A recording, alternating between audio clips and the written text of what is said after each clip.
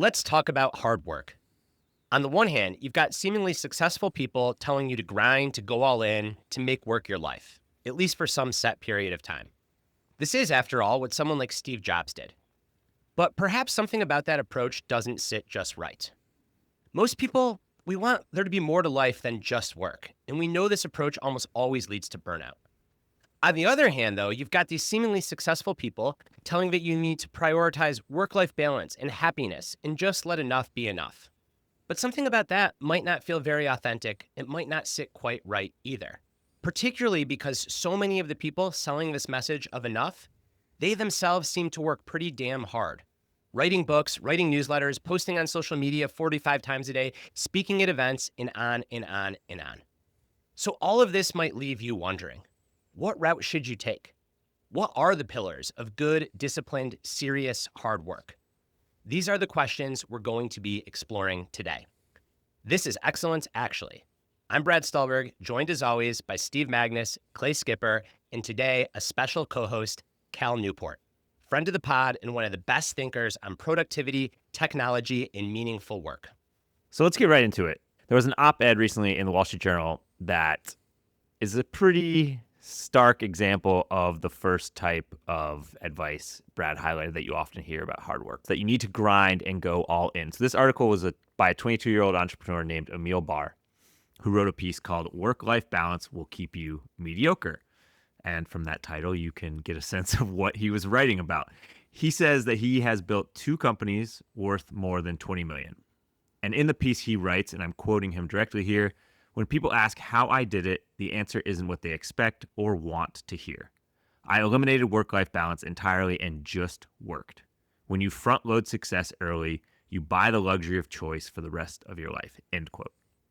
Barr admits this was not great for his well-being, as you imagine it might not have been. He slept 3.5 hours a night, he struggled with anxiety, he lived on Red Bull, and he gained 80 pounds.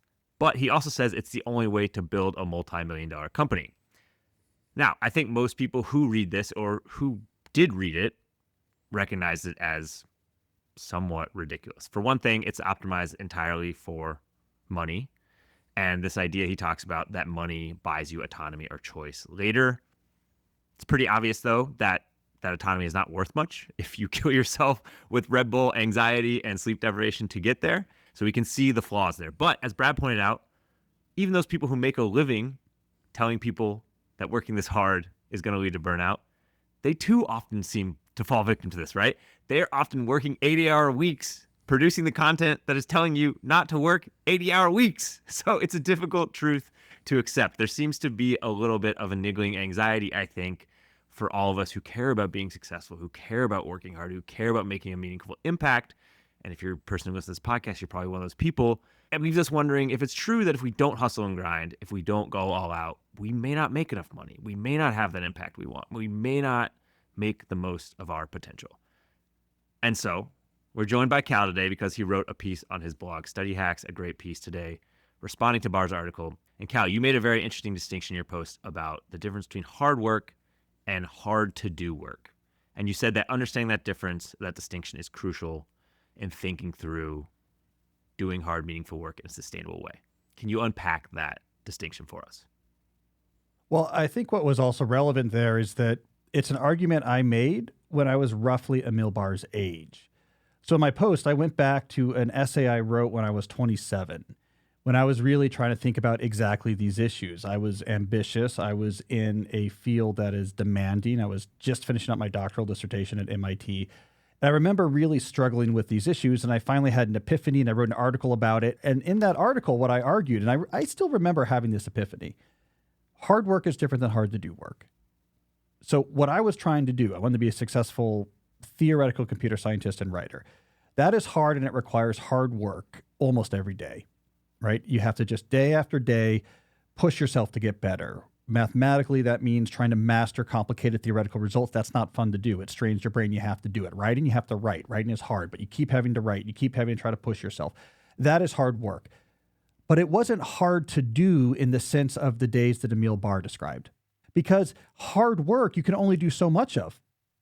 So I recognize, like, wait a second, it's about the relentless discipline of returning to the things that matter. And it's hard in the moment, but it doesn't make your days hard to get through. So I remember making that distinction when I was in my 20s and thinking this is a distinction that Emil Barr is not making. He is making the, I would say, common error of mixing together general busyness, general exhaustion, general activity with useful effort. This rookie mistake of the more stuff I'm doing and the worse I feel, the harder I'm grinding and the better I'm doing. You know, it's funny, Cal, because I remember having the same epiphany in a non-academic way as an athlete, which is the easiest thing you can do.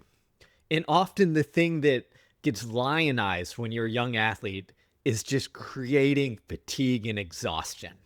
And you just have this idea, if I just exhaust myself every day, if I just do quote unquote hard work that leads to fatigue, I'm going to get better. And what at some point you realize, because the feedback loop is so clear, where you beat your head against the wall and you're not seeing progress, that you realize the same thing that you did is like, oh no, it's not hard work in general. It's not I need to end the day being completely and utterly drained. It's I need hard, productive work that is designed to stimulate and adapt me so that I grow and get better over the long haul. We mistake fatigue for what I'd call performance or progress or improvement. And I think even in a field like sports or athletics, where the feedback loop is so clear, we make that mistake. When we take it out of that to building a company, to being successful in life, whatever that means, where that feedback loop isn't distinct, it's so much easier to fall for the trap and to convince yourself that, oh, if I just go until I only need 3 hours a night, I need my Red Bull to get me going, and again the next day, it feels like you're doing something. But I'd argue that's a disguise. That's a convincing mechanism to make you feel good about the sacrifices you're making. Yeah, I want to jump in here because I think we've talked a lot on this podcast about taking the wrong lessons from failure. I don't think we spend as much time on this podcast or even culturally thinking about taking the wrong lessons from success. And I think one of the lessons that we tell people about success in society, because we valorize it, is that you have to suffer for it, right? And so we connect success with suffering. And this creates, I think, two problems. One is if you get success that didn't require suffering, you can kind of discount it and think, well, do I even really deserve the success if I didn't suffer? And then the second thing is because you have this link between suffering and success, you think, well, if I want to be successful, then I have to suffer, right? And so you spend all your time, as you made this distinction, Cal, between working hard and days that are hard to get through. You spend all your time creating days that are hard to get through because you think that is the bridge that's going to get you to success. But it actually will keep you from doing the hard work that will actually get you to success, right? And so I think that's why this distinction that you drew out in this newsletter is so important, because it's like the difference between useless suffering and meaningful suffering. And I just want to jump in real quick because there was a context to that original essay I wrote in my 20s that goes right to what you're just saying there, Clay, which is I went back and read the entire essay where that hard work versus hard to do work distinction first came up. I was actually talking to fellow graduate students because what I had observed is there was a whole ecosystem around working on your dissertation where people had made it into a sufferfest.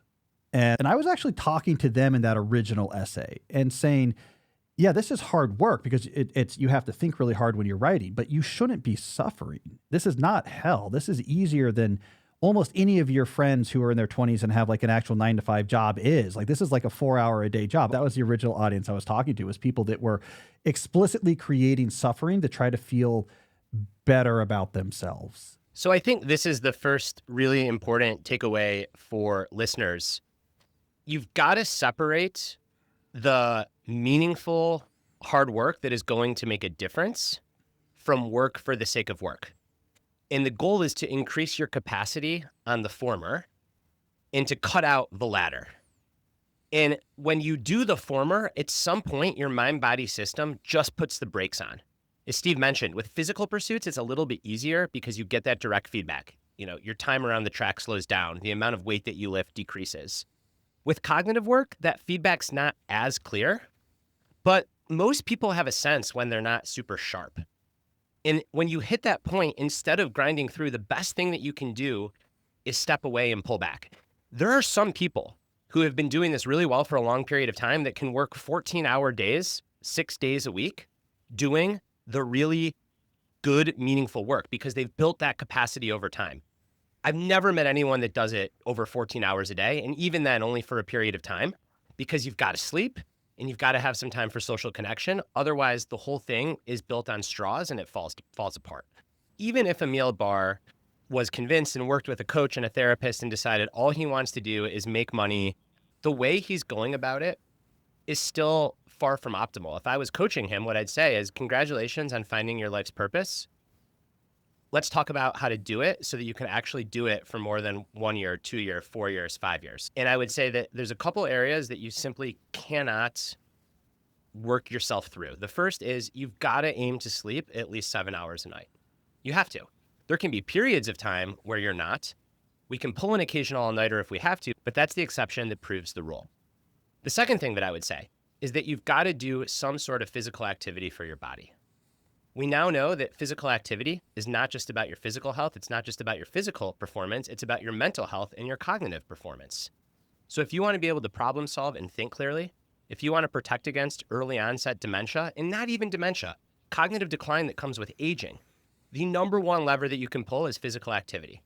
So if your goal is to work with your mind and you think you're going to have a big career, you need to be exercising at least 4 or 5 days a week, because that's the best thing you can do to protect that asset that's most important to you, your mind. And then the third thing that I would say is you've got to have at least some time carved out for social connections and social relationships. Because without that, you isolate yourself. And again, study after study shows that isolation is very bad for our performance and our mental health. So I would say to Emil, and I would say to any listener, that you might find your purpose, your passion. Maybe it's to make money. Maybe it's to be the best surgeon you can be. Maybe it's to be the best athlete you can be. Maybe it's to write the most books that you can write. Whatever it may be, even if you don't care about anything else in life, I would say you've got to have a minimum effective dose of 7 hours of sleep. None of this 3.5-hour hero bullshit. You've got to prioritize time to work your body so that you can protect your mind. And you've got to have time for some sort of social connection and relationships, even if it's just once or twice a week hanging out with friends. So I want to add a framework around that, right? Because, I mean, Brad's absolutely right. You have to have those things. The impression I wouldn't want like a young listener to have is, and that's sort of too bad. Like, in other words, like what Emil is doing is the thing you need to do to be successful in what you need to do. But like eventually, if you don't sleep or have physical activity or friends, your body will betray you. So like grudgingly, we have to do those things. So I got into this in the podcast episode I did about this article, and I tried to identify, say, what does it mean? Like, if you don't want to be mediocre, you want to be successful professionally. What does that actually mean? And I went and I made a list, right? And the list I made is, here's like 5 very common definitions of professional success that sort of the type of people who listen to our shows might have. One is I call it like the startup exit model. Like, I have a venture-backed startup, but I sell it for $150 million. And, you know, I become rich all at once. 2 is the elite wage labor model. If you're coming out of a very elite education, there's an offer that is on the table for you if you want it, which is you can go to big law, big consulting, or high finance, and you can exchange really long work hours for really high salary. And it's just what you're signing up for. So there's those 2 things. But there's 3 other definitions that I think are way more common of success if you push people. I think one of those is probably the definition you talk about most on this show, and I probably talk about most, which is I want to do something that matters and has high impact. A lot of people want that. Another definition is remarkability. I want a remarkable life in the sense that people remark on it. Like, it might be, I live on Vancouver Island next to Tolfino where there's this surf break, and I live in the woods and I work 3 hours a day and I spend all day outside and surfing and whatever. It's like a really interesting, weird, unusual, kind of cool life. And then the final thing we don't talk about because we feel like it's too bougie, but it's probably the most common definition, is the post-war American dream. I'm not stressed about money. I've got a family I love. We live in a nice house in a community that we like. I like where my kids are going to school. We're enmeshed in our community. I have good friends and some hobbies I'm really into. And you know what? That is, if I can do that without like undue financial stress, like that is what I'm looking for. That is like very successful. So there's all these different definitions of success. Only those first 2 really reward more, a grinding level of hours to the point where you have to start worrying about the type of stuff that we worry about with a meal bar. So if you want to be an venture-backed startup, the VCs demand that. But that's typically a time-limited window. So yes, the Sequoia Capital is going to say, we want you to answer the phone at 2 a.m. because we just put a lot of money into you. And so you have to play this game. But it's like a 2-year game, and it either blows up or you make your money. The elite wage labor, that's just the game. You got to give us 80 hours a week, and we'll give you 700 to $1 million a year. Like, that's just kind of the game we're going to play. But those guys tend to get heart attacks in their 40s unless like they really engineer Brad's minimum effective doses into their life. The exercise in the morning, and they cut off work exactly here. They kind of figure out how to make it work. Those other 3 definitions of success, which are covering, I would say, the vast majority of people who are in a position to think about this. What matters in those definitions really has very little to do with grinding, and it has very little to do with like how many hours could I get away with. It shouldn't be that hard to get the minimum effective doses Brad talks about in those other definitions of successes, because they each have their own things that matter, and they're bespoke to those pursuits, and they are not hard to do. They require hard work, but none of them actually benefit from super hard. So that was useful to me. So that if you're out there like, no, I just got a lot of funding from Andreessen Horowitz, I got to stay up late working. It's like, well, yeah, you do in that situation. Or I am an equity partner at a top 10 law firm in DC. Like, yeah, that's your deal. So like, yes, that exists, but let's be clear about what your definition is. Because if it's not one of those things, don't try to port what you saw over there to your job over here, where you don't even really need that. The one caveat I'd have there, Cal, is that I think that even if your definition of success falls more along the lines of excellence or craft work or to some extent remarkability, there are still going to be seasons of life and seasons of work where you probably do have to go all in and make trade-offs. And during those seasons, you don't want to let go of those minimum effective doses, but you're going to have to work at your utmost capacity. I think about going into the 5 months before launching a book and the 3 months after launching a book. Those 8 months look very different than the other 24 months in a 2.5, 3-year cycle. I think that what's important here is to acknowledge that it can be really sticky when you get into one of those and you tell yourself, hey, this is time bound and I'm going to come out of it.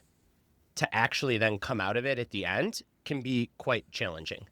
In these non-grind required categories, like trying to do something of impact, Brad is absolutely right. There's periods where you do have to work hard.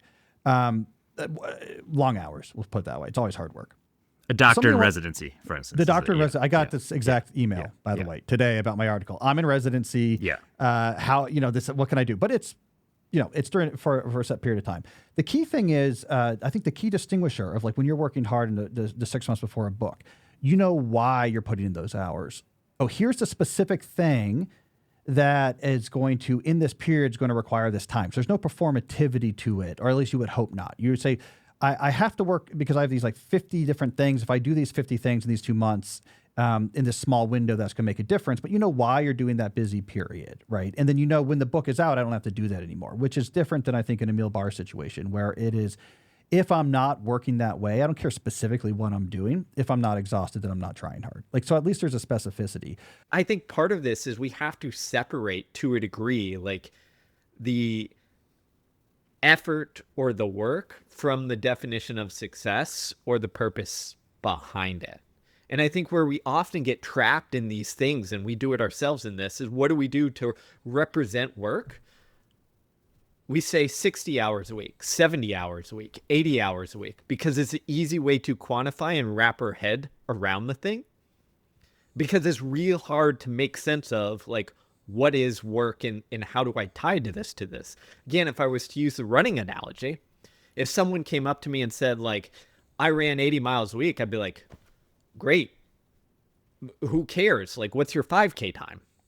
Like, is that helping your 5K time? Is it productively serving that purpose? Or is it not? Would you be better at 60 miles a week or 100 miles a week? Would you be better running that 80 miles a week with different workouts in there? The details really matter on this stuff, but we simplify it to, can you work 80 hours a week or not? I'd argue, looking through the track or running or fitness lens, is that we know there's like a minimum dose to be world class or national class at something. But if as long as I'm in that ballpark, anywhere from, let's say, 60 to 100 plus, I'm going to perform at about the same level. Okay. And I think that's what it gets at when we look at these work hours, is what we're saying is like, you have to put in a quantified, purposeful amount of hard work. But once you're in the ballpark, I'm not sure there's like a correlation to actual performance there. So one thing that we talked about earlier is a minimum effective dose. And something that the world-class sprint coach Stu McMillan recently was talking to me about is a maximum effective dose. And a maximum effective dose is you want to train as hard and as much as possible that you can still adapt to. And once you stop adapting, once you stop getting better from the training, then you've hit your maximum effective dose. And over time, an athlete can increase their tolerance for training, their maximum effective dose. So I think that every pursuit has a maximum effective dose where you work more, and yes, there are always diminishing marginal returns, but at a certain point, the returns go away altogether and the system starts breaking down. And again, in sport, it's much easier to find this spot because you get a stress fracture, you pull a ligament, or your time slow down. In work, it's harder to. But I think while we think about minimum effective doses to keep ourselves from completely becoming unhinged, it's also helpful to think about what's my maximum effective dose? What's the most work that I can do in a way that I can still respond to, adapt to, perform well, and grow from?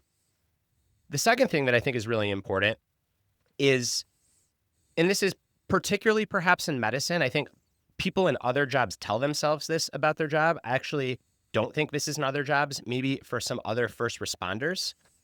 But there are certain kinds of physicians. I'm thinking of transplant surgeons, critical care doctors, where you are not going to have work-life balance.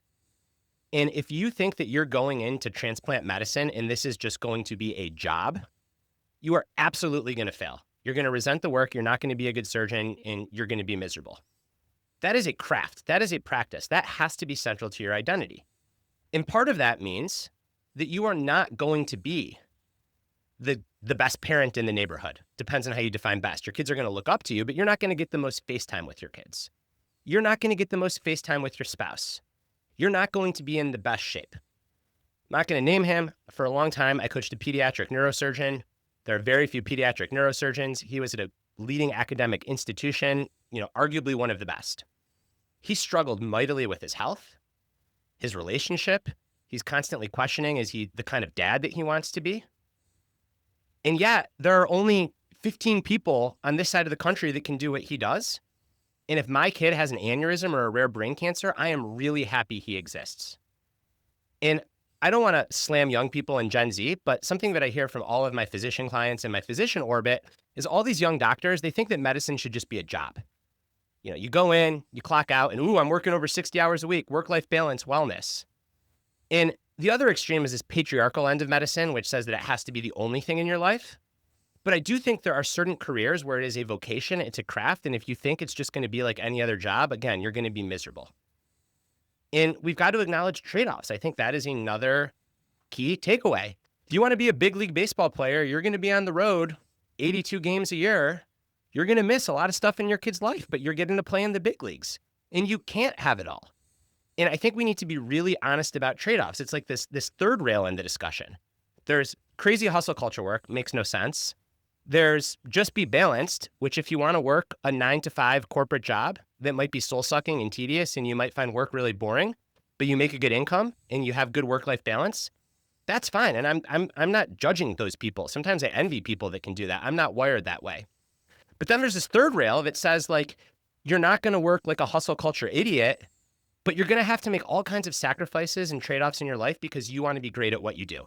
And in the case of a pediatric neurosurgeon, those trade-offs are more than an athlete, than an author, and it goes all the way down to whatever it is that you do. But a part of being a mature adult is making trade-offs. I think there's a simple series of questions that helps clarify this for someone, right? Ask yourself what the activity you're doing. So why am I doing this? How would I know that I'm doing it right or getting better at it or I'm successful, right? And why do I think this is worth making time for? Giving those two things, why do I think this is worth making time for in my life? Right. This is, to me, those questions are orientating towards intention. And this is what differentiates between the pediatric neurosurgeon and Emil Barr. Because if you ask him at any moment, what are you doing right now? Can you explain to me what it is, this thing, like what's the project this is working on? Why do you think that is important? How would you know if you're successful at it? And why do you think this is, of the things you could be doing, this is a key one to be doing? He wouldn't have that answer. He's like, I don't know. I'm answering emails and jumping on Zoom and doing calls and trying to do whatever. Whereas if you ask the overworked transplant surgeon, like they'll tell you, here's what I'm doing. I'm doing a kidney transplant. Why is this important? Because like I'm one of 10 people who can do like renal surgery on kids this age that just came in. They would have super clear answers for, and they would have to have an answer for that last question. Why is this worth making time for? And they would say, well, it's a calling and, I have magic hands. I think this is important, right? If you can't answer those questions of intention, then it's performative. But again, I think, Brad, these are all still, they're rare too. So like the other danger is people are always extrapolating off of like the rare and interesting, just like they extrapolate I played this clip on my podcast, Emil Barr going on Fox News, because of course he did. And they're talking about this article and he was saying he was inspired by Kobe Bryant and Elon Musk. Right. But there's this extrapolating from the exceptional. We really want to do that. Kobe Bryant woke up at 4 for some reason to work on his shooting mechanics, because I guess that's when he could consistently have time or whatever it is. The surgeon that's elite, like their whole life is dedicated to it. It's like 99% of people, it's not that useful to extrapolate off of the exceptional. I think that's really spot on, Cal. And I think the examples we use, we often forget or don't use the non-sexy ones. Of the athletes that I've seen who show up to practice, work really hard at practice at normal hours, and then go home and don't think about practice again, right? They don't get the publicity that Kobe Bryant being at the gym at 4 a.m. does. Why was he? Can you tell us as the coach? Because, I mean, it's not like he was practicing 50 hours. He also would have like stress fractures and stuff. Like, what was actually going on with Kobe Bryant and the 4 a.m. thing? It's a bad example because even if he was doing it, even if it was effective, I guarantee you he was napping in the middle of the day because he wasn't going to the office. So yeah, he was working out at 4 a.m. and then he'd work out with the team at 7 a.m. and then he'd do a lift. But I guarantee you he was going home at 1 and taking a nap. I just looked this up. Kobe took multiple naps a day. Yeah. So Emil Barr could wake up at 4 and work till 8 a.m., but then he'd be taking 6 hours worth of naps during the day. And Elon Musk, his other example is Elon Musk went crazy, trying to do 7 businesses when it makes more sense to do 1, got drugged out of his mind and basically went insane, like had a psychotic break, right? I mean, so like not a super great example either. Like that didn't work out so great. But okay, so here's a good hypothetical, and then we'll get back to concrete takeaways for our listeners. What if someone, and I don't feel this way, I don't actually really admire the guy at all, but what if someone were to say, all right, well, Elon went insane, but now we have electric cars, and we wouldn't have had electric cars without Elon. I mean, what I would say is we probably would have. Someone else would have come along and done it. But still, someone might say, like, that's fine. That's worth it. I mean, I think this is all fair enough. Though Musk, I would say with Musk is we would have better electric cars if he hadn't also bought Twitter and if he hadn't also got involved in politics. Like, it took on too many things. I mean, the fact that he could do SpaceX and Tesla both at a high level, that's amazing. And, like, most people couldn't, they just wouldn't have the brain for it, the stamina for it. Like, that was pretty amazing. I'll use your terminology. I think he has a much higher maximum effective dose than like the average person. But like, I think he's a great example of your idea because he finally exceeded that maximum effective dose. And now Tesla's in trouble. I think the key here, and sorry to always bring it back to athletics, but the further outlier they are, the less you should take from them because they can do crazy shit. Yeah. Unless you're an outlier. Unless you're like, but you probably aren't. But you probably aren't. It's just how the odds work. Like again, in an athletic sense, I was an outlier. But if you gave me Jim Ryan, okay, who was the phenom of all phenom before our boy Cooper Lutkenhouse came around, go listen to that episode. Jim Ryan's high school training is so insane that I could never even imagine surviving it for a couple weeks, let alone, years and years and years.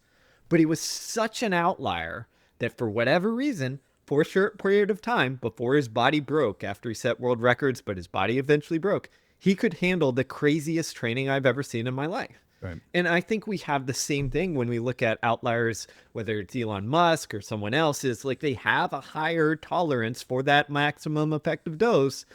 And honestly, it's why we probably can't take a lot from them for most people who aren't outliers. I think this is a really interesting discussion, but to bring us back to more concrete, practical tips for actual use cases, I think you three are especially qualified to answer this next question because you've all written about sort of this idea, especially contemporary idea, I think, of like finding your passion, right? Steve and Brad, you wrote the book, The Passion Paradox. I know you've written about this before, Cal. So let's go back to that point of the first takeaway we made, Cal's great distinction between working hard and days that are hard to get through, right? If someone's listening and they're stuck in a job that they don't care about, so they're not suffering, 70, 80-hour weeks. They're just stuck doing something that like they don't have that much passion about, right? And they hear this message, find your passion, right? And then when we don't find our passion, that can throw us into existential crisis, right? Because now you're thinking, I'm working hard and my days are hard to get through. Even if I'm just working 9 to 5, they're hard to get through because I don't care that much. And I'm running out of time. And I'm squandering my potential. And I'm never going to amount to much, right? How should people think about dealing with that anxiety, whether it's answering that question or whether it's pushing back on sort of the premises of my question, this idea of finding your passion in general?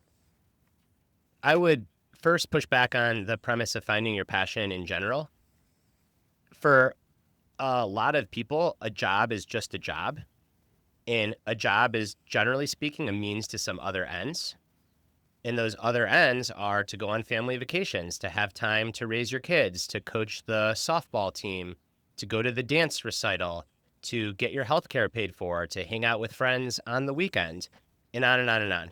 And perhaps you are challenged enough at work and you want to do good work, but maybe you're just in a completely tedious job, but that's okay because it pays you well and it affords you time for everything else in your life. It's only a problem if you are someone who is wired for mastery and you're in a job that doesn't afford you those things. But if you don't have that wiring, it's fine. And maybe if you do have that wiring, I would say you can try to find that in leisure. I mean, there's a reason, and Steve rags on them sometimes, and myself too, but there's a reason that the top 35 to 50-year-old age group triathletes tend to be like corporate presidents that get really well paid. There are people who take up photography or woodwork. Like there are so many different ways to pursue mastery. And if you're super fortunate and you worked really hard and you got lucky, as all of us on this podcast did, sometimes you can make that pursuit of mastery your career, but you certainly don't have to. So that's what I would say. I think that a job can just be a job, and it's not a problem. You shouldn't listen to this podcast and be like, well, my job's just a job. Am I doing something wrong? The answer is no. If you dread going to work every day, then maybe you have a problem. I just found the podcast, it makes me think about this, of a guy, I'm interested in his story. He's a charter boat captain, out of Florida, and like sort of can take or leave it. And he has this whole, because he podcasted about it, this new interest he developed during the pandemic of roller coaster, like a serious roller coaster. I don't know what you even call it, but you go and you go to the coasters and you ride the coasters and you review the coasters. And he has a podcast about this where it's all travel logs. He reads these travel logs. It's compelling. Like I don't know why it is. It's like, and then I got there and then I had this to eat. And he just like walks through his days and reviews the roller coasters. And it's just every free time he gets because he's a charter captain. So he's like, oh, I had 3 days free. So I went over to Busch Gardens, Tampa because I was going to try the new whatever coaster and this coaster. And here's what I ate. And you read this thing, you're like, man, this guy's got it wired. Like you can feel the energy in it. But he's podcasting about roller coasters. I'm actually writing I'm writing a book about this now. Like, so what should you do, right? And like my big argument, this is a book called The Deep Life, and I'm kind of stuck in the middle of it. But like, here's the big idea. The big idea is like, what do you do if you're like, look, this life is not deep? Meaning like focus on stuff I really care about and omitting stuff I'm not. A life that's lived out loud and intentional. A life I constructed, I'm proud of, and it's remarkable. Like, what if my life is not that? What do I do? And I argue the wrong thing to do is to think you can fix this with one big change. Like, okay, so I got to just do something radical. Like one big change usually doesn't like drastically, sustainably change people's sort of day-to-day quality experience. So what does matter is getting a really detailed understanding of what you want your entire lifestyle to be like, all the pieces of your lifestyle. Like, what type of place do you live? What's your day like? What's the rhythm of your work? Who are you around? How you spend your time? No, don't be too specific, right? Not, I want to live in this city. I want to have this job, but it's like, I want to be in a city, or I want to be in the country. And actually I want to walk around the pond in the morning with my dog, or it's like, I want to be on the bustling street. You sort of figure out a picture of your whole lifestyle, because it's all the details of your lifestyle that add up to be your daily subjective feeling of like, how did this day feel or not? Then you make systematic progress towards that ideal using the particular opportunities and obstacles that are available to you in your particular life, the skills and opportunities you already have, the big obstacles you have to get around, and then you iterate. So you make progress towards this broad vision of a better lifestyle, and then you update that vision, you make progress towards that. You do that for 5 years, and you look around, you say, oh, wow, my life is pretty cool. And you couldn't, where you end up when you do this, 5 years earlier, you couldn't have just sat down and be like, yeah, man, I'm just going to like pound a couple beers, like have some insights, and just like, this is what I'm going to do. You never would have figured out these details, because it's based on you actually getting out there, actually trying things, working with your bespoke situations, doing some work to understand, like, actually this thing over here is really making me unhappy. Let me fix that. Let me move over here. Opportunities you didn't even know existed come up once you start actually trying to make changes. So I've been thinking a lot about that. I call it lifestyle-centric planning. But it's also, again, very different than just start hustling. That's going to be the secret. Like, you need to buy Red Bull in bulk is the problem. All right. To try to wrap up, these are some of the main takeaways from our conversation today about how to think about building serious, sustainable, disciplined, hard work into your life and how to do it the right way.